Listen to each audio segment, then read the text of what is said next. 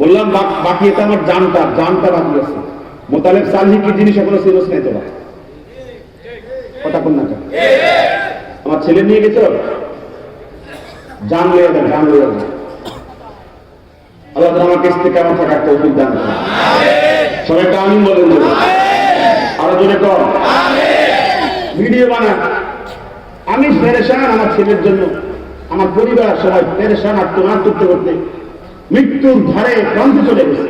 আর মজা মারে কি মারে মজা মারে একটা বদদোয়া লাগছে, এটাকে বড় বড় কুতুবের বদদোয়া লাগছে। কুতুব কত বড় কুতুব আমার সিনে নাই, কে কত বড় কুতুব আমার সিনে নাই মনে হয়। আল্লাহ আমাদেরকে এই সমস্ত ফাত্তান থেকে হেফাজত করে। সবাই একটু আমিন বলেন জোরে। বিশ্ববিখ্যাত মুহাদ্দিস ইমাম বাইহাকি হাদিস রিওয়ায়াত করেছেন, রাসূলুল্লাহ সাল্লাল্লাহু আলাইহি সাল্লাম বলেছেন, লাম্মা খালাকাল্লাহু আদামা, আল্লাহ পাক যখন আদমকে বানালেন, খায়্যারা লি আদামা বানিয়ে আদমকে সুযোগ দিলেন, হে আদম তুমি তোমার সন্তানদেরকে এক নজর দেখবা। আদম বলেছেন আমার সন্তানদেরকে এক নজর দেখতে চাই। আল্লাহ পাক সুযোগ দিয়ে দিলেন, ফাজাআলা ইয়ারা ফাদা ইলা বাদিহিম আলা বাদিন।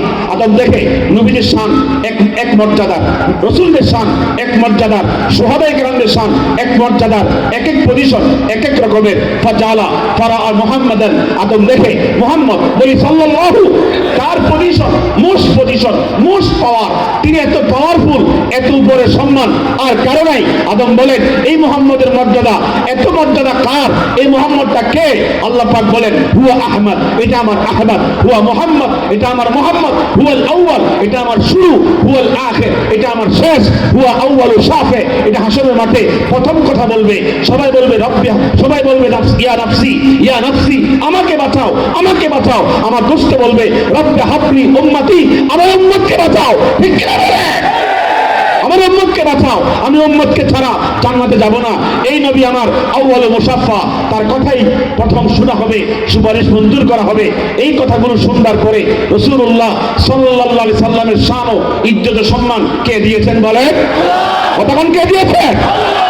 আমরা বাড়ছি নতুন করে ইশক দেখাইয়া, নতুন কোন আকীদা বানাইয়া, নতুন কোন রকমের কথা বলে রাসূলকে শান বাড়াইতে গেলে এতে বোঝা যাবে ডাল কি কুছ কালা হয়।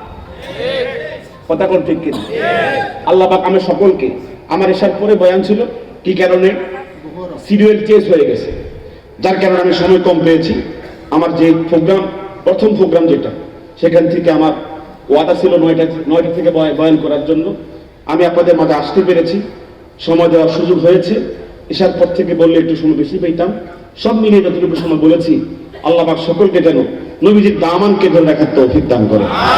মান আহাব্বা সুন্নতি ফাকাদ আহাব্বানি, আমি যে হাদিস বলেছিলাম রাসূলের সুন্নাত ধরে রাখেন, বিদআত পরিত্যাগ করেন, বিদআত ছেড়ে দেন। বিদআত ছাড়তে কি মজা!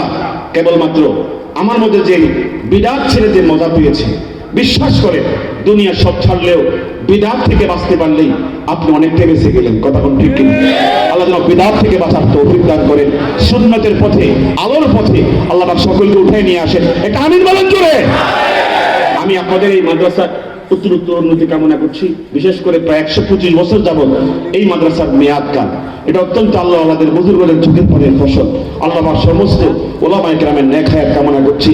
সমস্ত তালিবদেরকে আল্লাহ পাক আহলে হক হিসেবে, খাদিমুল ইসলাম হিসেবে, ইসলামের খাদেম, প্রকৃত খাদেম হিসেবে কবুল করেন। সবাই আমিন বলেন জোরে। সবাই নজর দিবেন, মনোযোগ দিবেন, সহযোগিতা করবেন। সবাই এই পজিশনের জন্য আন্তরিকভাবে শ্রম দিবেন, মেধা দিবেন। আল্লাহ